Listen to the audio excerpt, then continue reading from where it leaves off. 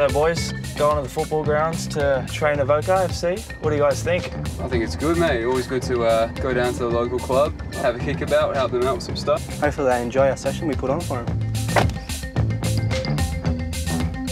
Girls, come in. Someone nice to meet you. Hey guys, how are you? Firstly, I'd like to say welcome to the Mariners for coming today. So let's break off, girls, and we'll do a session. So what's your plans for the club in the future? Oh, we're pretty lucky at Avoca. We've got a Premier League side in a local competition, so that's good, but we're just getting there slowly to get the girls into the Premier League as well. You in the middle. Yep, go you. Go, go, go.